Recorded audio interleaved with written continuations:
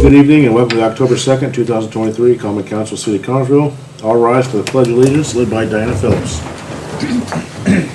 I pledge allegiance to the flag of the United States of America and to the republic for which it stands, one nation, under God, indivisible, with liberty and justice for all. If you would, please remain standing for invocation. Pastor. Before we pray tonight, the Bible speaks of a man by the name of Daniel, and it makes one statement about him that I really like. He was a man of excellency. I want to thank you for your excellent spirit and everything you do for our city. Thank you. Let's pray. Father, we love you today. We're so thankful for your blessings. So thankful for your hand upon our city today. I ask that you would bless our leaders today. I ask that you would strengthen them, give them wisdom and knowledge, give them peace on the decisions they make. And I pray for a spirit of unity in our city. In Jesus' name, amen. Amen. Thank you. Have a good night.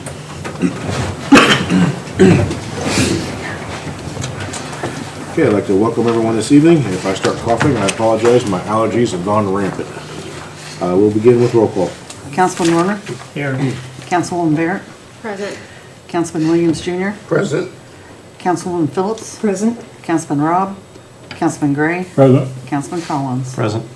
Okay, everyone has the minutes of the September 18th, 2023 regular meeting. Are there any additions or corrections to those? If not, I'll entertain a motion to approve the minutes. Second. And a motion is second. All in favor, signify by saying aye. Aye. Any opposed, same sign. Motion carried. Moving on down to new business. Wade Wallen. Mayor, Council, thank you all for allowing me to come today. I come to request that you guys appropriate the funding for the SHSP grant that we applied for, the grant match for that mobile instant command trailer. And we were awarded that grant, $150,000, which is a huge savings to Fayette County and the city of Connersville's residents. That's something that the taxpayer doesn't have to fund the majority of. So this trailer, it's a very high-tech piece of equipment that will be available for all public safety agencies, for events, for emergencies. I've been talking to Chief Bolos, Chief Jones about making it available and putting it in an accessible location so that if I'm not around, one of them can grab it and hook a truck to it and pull it where they need it. But it will go a long way into bringing public safety within Fayette County together, working together, training together, and give us a common platform. I was really excited that we got approved for this grant. And it goes to show that this state, Department of Homeland Security, is serious about working with local communities and trying to help them where they can. So with that, I'd be happy to answer any questions. Again, that grant match is $27,343.51, and that would be the city's match and the county's match. And I'm taking this to them, to the county council tomorrow during their meeting. So I will say I do have documents if y'all haven't seen the trailer, kind of a rendering of what it might look like if you want to see it. But since I took office 10 months ago, I've saved taxpayers over $180,500 in grant awards, counting this grant. That more than covers the grant match on both sides. In my opinion, it's money that taxpayers do not have to spend. So I just wanted to make the city council aware that that's the savings today with different grants. We do appreciate your efforts. Rosemary and I sat down and we looked at, there's different funds. We got the Riverboat Fund, which is for equipment only. Can't use any other equipment. And we've got a second round of potential opioid, but we don't know what that looks like yet. So our plan was we'd like to take out the opioid money if possible, but since we don't have that, we'd like to take it out of the Riverboat Fund for now. But if and when the opioid money gets here, we'd like to use it out of that. So it'd be one of those two accounts. When do you think this will be available, that we would have to pay that much? Well, I have to have the documents, everything put in by the October 27th. So that means that both sides have agreed to pay their match. The So I'm agreement. thinking it's going to be 2024, early 2024. Because once I order it, then it'll have to go through the vendor builds process. So it's going to take a little bit of time before we actually pay for that. But I have to have the approvals all ahead of schedule for IDHS to fund it. If an outside agency uses your trailer, who's going to operate the equipment? It's radios and technology equipment. I'm assuming that whoever's pretty savvy with tech will be able to operate it. It's not a super complicated equipment. It's public safety radio stuff we're already using, computers. We already use those in our day-to-day. So is it something they're going to have to be trained in? Yes, the company that we order it from will come down, they'll go through it with everybody, and then they'll train those that are going to be using it. So this trailer is a incident command trailer. So the people that you're going to have in there are going to be me, Scott Jones, Chief Bolos, the assistant chiefs, mayor, certain council members at certain times, whether it's county or city council, when decisions have to be made about incidents involving emergency or preparedness. So Who's going to maintain this trailer? right now I will. So the county, EMA. The county's going to provide the funds for this? But I'm going to them tomorrow, so I hope they do.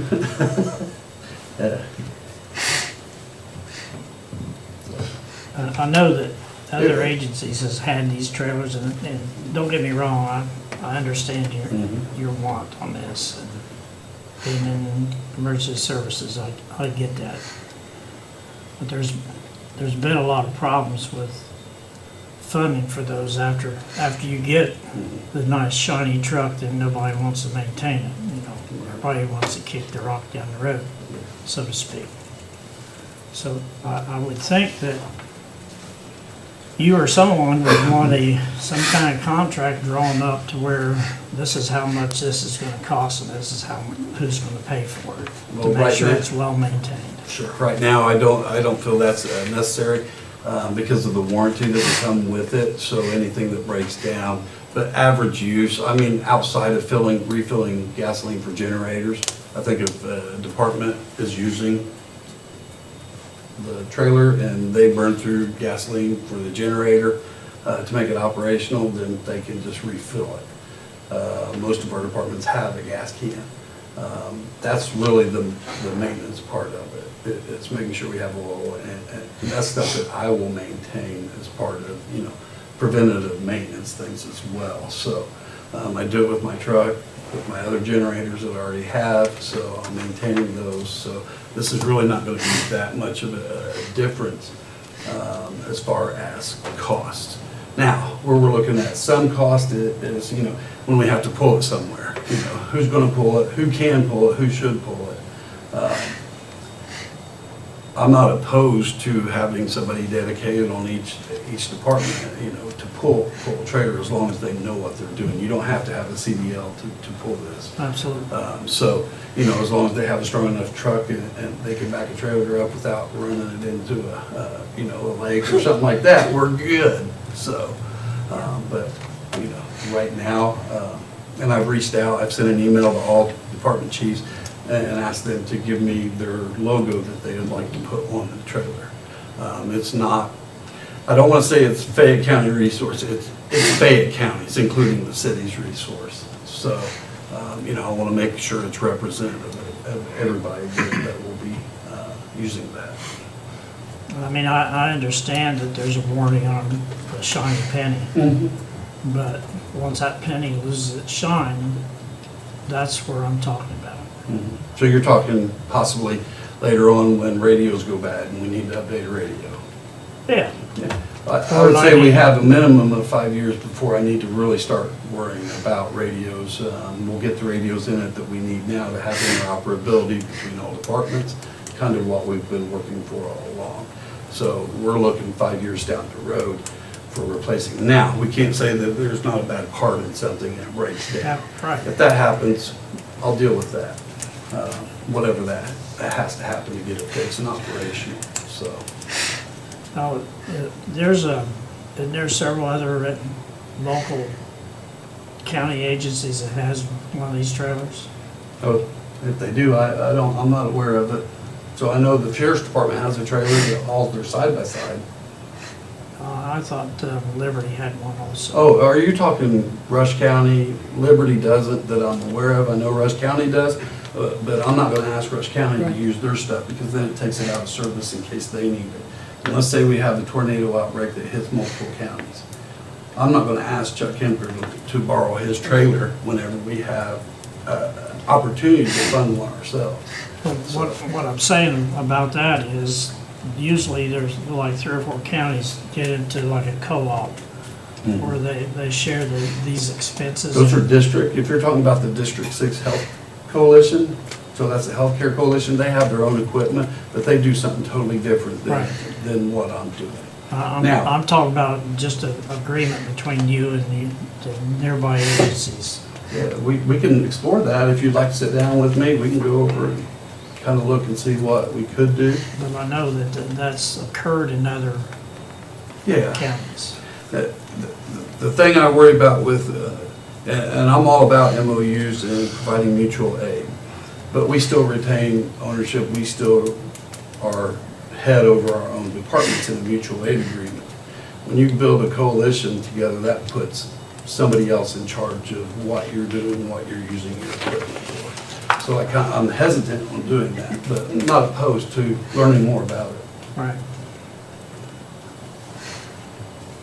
What do you see the number of needs for something like this? You know, The number of needs, yes. it's been really handy this weekend. No, I'm talking about actual needs. Actual, You know, like disasters, not where you take it and show the penny on it. I hope we never have to use it. Absolutely, I hope it's something that never has to be. yeah, I would prefer it never be used, but I Best guess to we could have ask and not have. Scott or some of our fire chiefs, you know, when were they out on a really bad scene that they could have used this, got in, got their guys warmed up a little bit, had some equipment to make some calls instead of standing outside. So it's really, we pray that we never have to use it, and all I'm doing is washing it off every week, you know what I mean? But when was the last time we had a tornado? Been a while, but we do have straight line winds. We have other issues. We have train derailments that are relatively close, that we have a train track right through our city. So there are opportunities that we may need this. Now, that's emergency-wise. We have a ton of other events that we do locally, city and county, that this would be great for emergency preparedness. That means we have a command center that keeps us out of the elements while we're working to make sure that things go smoothly in these events.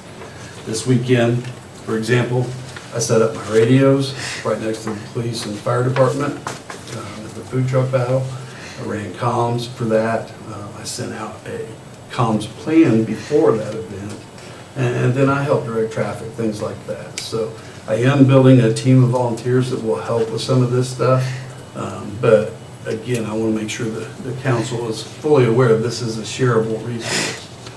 And I'm the type of person, now I can't speak to whoever replaces me whenever that happens, right? That's stuff people will have to work out then. But I'm the type of person that we get more done working together than we do fighting against each other. Oh, So I am absolutely. absolutely 100% on board with working together.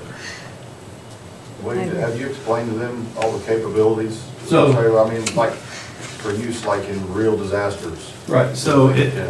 It's been a while. Right, it When he made does- the presentation He to apply has. for the grant, he did all that. Right. Okay. So, and it does have audio visual. I mean, it has a 30-foot, 40-foot mast on it that will go up. I already have the hotspot for it, so we'll have internet capabilities with the trailer. It comes with, you know, televisions, night vision, all of that stuff, so we can use it anywhere. It'll also come with a generator. So, you know, it's powering itself, so. Is that a gas-driven generator? Or Yes, yeah, absolutely. Yeah, because if we went with electric generator, we would have to have an electric generator charging station. Well, I We meant don't gas have or those. diesel, that's what. I meant. It's gas.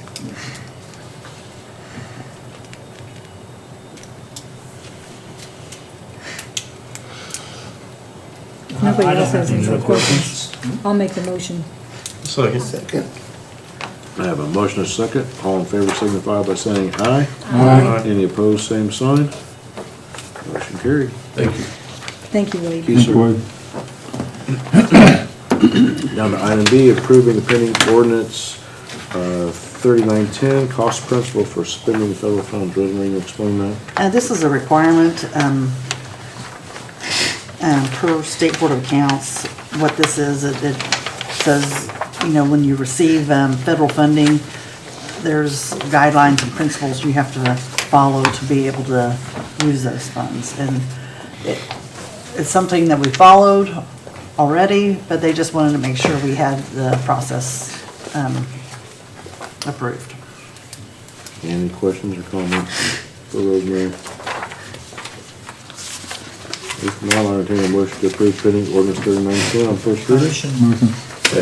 Motion and a second. All in favor signify by saying aye. Aye. Any opposed, same sign. Motion to suspend the rules. So moved. And motion and a second. All in favor signify by saying aye. Aye. Any opposed, same sign. And a motion for third and final reading. So moved. Second. Have a motion and a second. All in favor signify by saying aye. Aye. Any opposed, same sign. Motion carried. Item C, approval of pending ordinance 3911, council transfer. Rosemary. Pending ordinance 3911 is transfer within the council budget, moving $1,000 from election expense to ordinance books. Any questions? Move it past. Sorry, I was trying not to cough. A motion to approve pending ordinance 3911 on first reading. Motion. I make, Diana made the Have a motion. motion and a second. All right. All in favor signify by saying aye. Aye. Any opposed, same sign. We have a motion to suspend the rules. Motion. Second. We have a motion and a second. All in favor signify by saying aye. Aye. Any opposed, same sign. We have a motion for third and final reading. So moved. Have a motion Second. and a second. All in favor signify by saying aye. Aye. Any opposed, same sign. Motion carried. Item D, approval of pending ordinance 3912, new fund number. Rosemary? And pending ordinance 3912 is ordinance to create a new fund for the debt service. This is for when we borrow for the new fire truck and additional equipment. We'll be able to manage the monies through that loan. Any questions? Do I have a motion to approve pending ordinance 3912 on first reading? Motion. Second. I have a motion and a second. All in favor signify by saying aye. Aye. Any opposed, same sign. Do I have a motion to suspend the rules? Motion.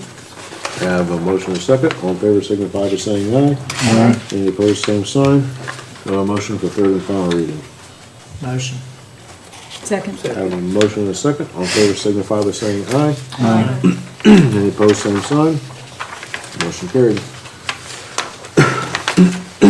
Man, item E, approval of pending ordinance 3913 through 3925, the 2024 salary ordinances. Rosemary. This is the updated salaries for all the departments. Have any questions?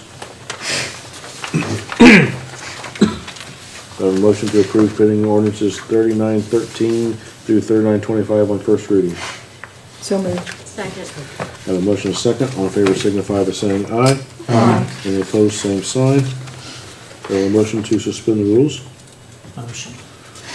Second. I have a motion and a second. All in favor signify by saying aye. Aye. Any opposed, same sign. And do I have a motion for third and final reading? Motion. Second. Motion and a second. All in favor signify by saying aye. Aye. Any opposed, same sign. Motion carried. Let me get a drink. Voice is fading fast. Okay, move on down to item F. We have an appointment of Kevin Yarnian to the airport board. I want to make that known today. And we will move down to old business. Adam, you want to come up and talk about the second and third reading of pending ordinance 3906, which is the budget? Thank you. Good evening, everyone. It's good to see you all. Tonight is the scheduled adoption of the 2024 budget. I wanted to provide an update on one of the changes that we've had since the last time we were here. It's the only change that has been made, and it is actually a proposed reduction in the proposed budget.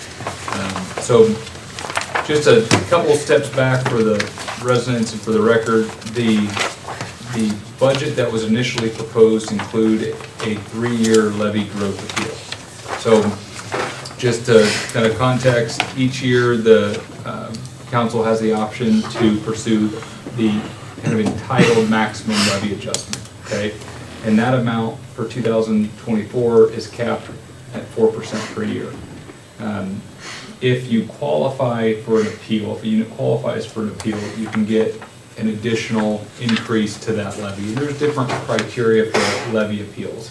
The one that we were originally pursuing for Connersville was a 3-year average assessed value growth appeal, okay? Just for context though, there are some, if you do like a large annexation, if there was an advertising error, or if there was like a financial distressed situation, you can appeal for those different situations.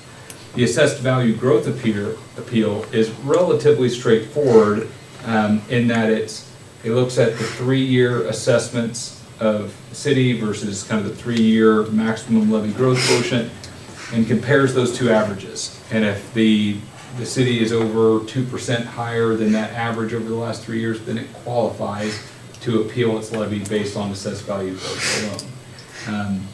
That all is pretty straightforward. Admittedly, the timing of all this is not ideal. And let me explain that. You have to essentially advertise for the growth appeal before we even have the final kind of numbers from the state in order to kind of calculate this. So it's one of those situations, and I think we pursued this last year as well. It's one of those things that you have to kind of put your hat in the ring, essentially, before you even know if you qualify. So I would always encourage a city that's growing to try to do this, because if you get to this point and you would have qualified but we didn't advertise, the door's shut. In this case, what's happened is we got the numbers, we worked back through it, and unfortunately don't feel like you qualify with the state numbers. I'm going to explain kind of what's happened here. And the best way I can explain it, rather than just spewing numbers at you arbitrarily, is I'm just going to show you a picture, and I apologize I didn't get this to John ahead of time, but hopefully you can see this. So these are percentages: 0, 5, and 10%. Okay, this is different years: 2018, 19, 20, 21, and 22. Okay, pretty straightforward, kind of boring chart, right? Pause for dramatic effect. That is 2023. Which we just found this out last week. Last week.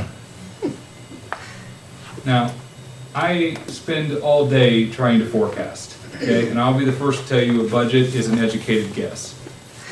I cannot guess that trend line, okay? So we were anticipating a 5% number, okay? Based on the historical, 3 to 5% is kind of what that's been. This is the state of Indiana's average assessed value change. This is every single tax parcel in the state of Indiana on average year-over-year change. I personally, on record, have a hard time believing that number. But that is the number that's certified, and that's the number we have to use to calculate. Okay? Now, the reason this is important is because that number plus the prior two numbers add together divided by 3 creates a number of 1.0804. You have to be 2% higher than that to qualify for the growth appeal. So for those of you that are kind of math inclined, that's called a hurdle rate. And when you have a big number and an average, it jumps the number up. So I want to be abundantly clear to you and your community. You grew it on average of over 7% per year. In the world of local government, that is startup growth. That is doubling every 10 years, okay? A benchmark rate of 1.04 is higher, and that's why we got paused here. We have a call tomorrow with the number 2 person at the Department of Local Government Finance to challenge this. We're gonna do everything we can to try to at least give you that opportunity. And so plan A is I can come back at your next council meeting, say that call went really well, and we caught an error at the state of Indiana, right? Has happened before, we're all human, right? I do not think that it's gonna necessarily go that way, right? I think they'll probably, I'm assuming this is a good number and a right number and we don't qualify. And as such, I'll come to your next meeting and let you know that. But if nothing else, we just thought that we should come tell you the facts, let you know what's going on. We're gonna try to do our best to appeal the appeal tomorrow, and to the extent we can challenge it, great. We'll bring that back to you all at your next meeting so you have that information. Otherwise, we wanna make it known to that state agency that this is a big budget challenge for units all across the community that are growing, you know, and I just wanted to make sure to kind of present that. So what does this mean for you all tonight in your budget? Well, we were counting on some of that revenue, right? We had that in our base plan. It wasn't in some rosy budget forecast. We had that baked in. So we immediately had to kind of pull that out, and it automatically changed the math. We presented a balanced budget last week. We were not going to come back tonight with that out of there and say all of a sudden we don't have a balanced budget. So we chatted with the mayor, and he made 2 adjustments to one to his secretary is retiring, and that is a backfill opportunity. So he's going to delay the start date, the actual pay date of his secretary, to be able to provide about 25% cost savings in that. Second is the new community coordinator, which is a new position, was originally budgeted for 26 pays, a start date of January 1st, 2024. They delayed that to have a start date, first pay date of July 1st, 2024. Those 2 adjustments adjusted the general fund down to where it's still now at a balanced budget, and provides a little bit easier of an on-ramp to absorb those. So those will be things that in 2025's budget, yes, we're going to have to deal with those. No, we bought some time to get there, but we wanted to make sure that in good faith to kind of re-present. So it's essentially a budget reduction from the one you saw at the last meeting. After much discussion, we talked about potentially delaying the vote, you know, until the 16th to allow for that conversation tomorrow. That's ultimately still your all's discretion. The budget adoption calendar provides that flexibility if you want to take advantage of that. But I do not think it's likely that there's going to be any sort of change. I think we should still have that conversation tomorrow and challenge it, and at least make it known to them that that's an impactful number. So from our perspective, the budget's been adjusted, it's been balanced, it's ready to adopt tonight as advertised. This adoption of date was what the actual taxpayers received in their official Form 3 notice. So this would be consistent with that. Otherwise, that's all I have. I know that was a mouthful. Happy to take any questions. So likely your conversation's not gonna change anything that we see tonight. I would not assume so. Now, if I am wrong, and I've been wrong multiple times today already, if I am wrong tomorrow, we have the opportunity to come back and present an amendment still with between now and the November deadline. I just don't, the DLGF is not a policy setting organization, right? That is not their forte. So what we're really doing tomorrow is just making sure the number is correct, right? And to put that in perspective, even your local field rep in dialogue with them was also surprised at the size of this number. So I think we're kind of just trying to go through the diligence and make sure we flip every rock. But as I stand here tonight, I do not think that it's likely that it will materially change the outcome in this case. I see.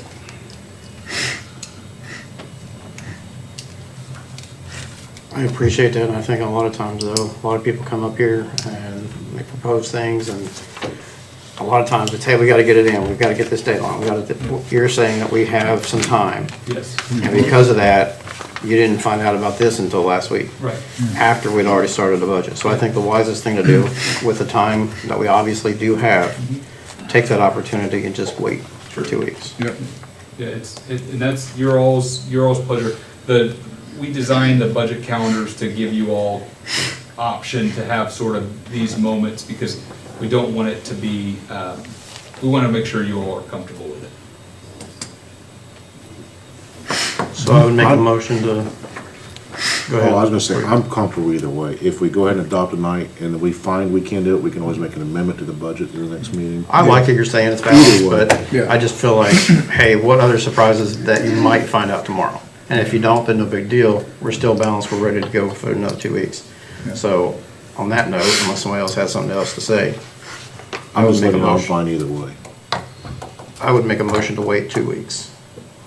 We have a motion to wait Second. 2 weeks. Second, all in favor, signify by saying aye. Aye. Any opposed, same sign. Motion carried. So on our side, the call's tomorrow late afternoon, so give us maybe Wednesday or something. We'll send out an update on how the call goes, just so you all know it. And then the good news is I don't expect any other surprises between now and the next meeting. But otherwise, appreciate your all's time. Have a good evening, and we'll see you at your next meeting. Appreciate your efforts. Okay, let's move on down to miscellaneous business. Is there any miscellaneous business? I have a couple of things. Are we still collecting recycles down at the transfer station and down at the city garage, is that right? Yeah, Who picks those up? right now, waste management. The other thing that I have is a couple of conversations I've had with people about the playground equipment up at Roberts Park.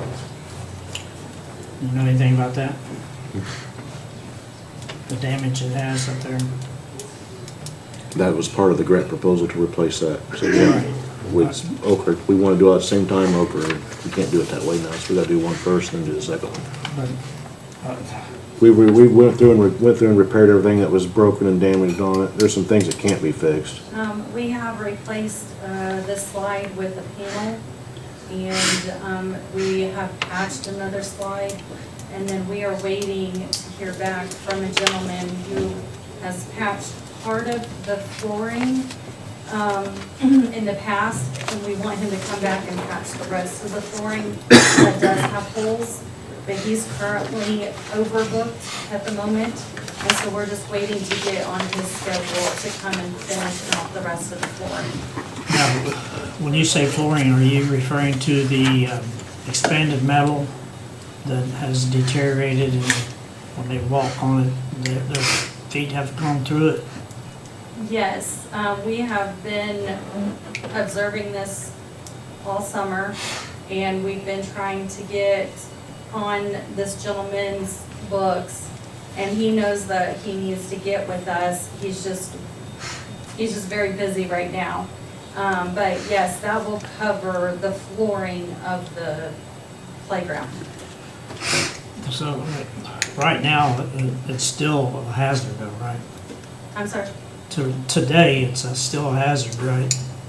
Well, there are pieces of it that have come apart, but they're not to the point where someone would fall through them. Well, I guess to make it real plain is I'm concerned about the health of the children. Are they gonna get injured on this equipment? Do we need to fence it off? Do we need to shut it down, or what do we need to do to prevent injury?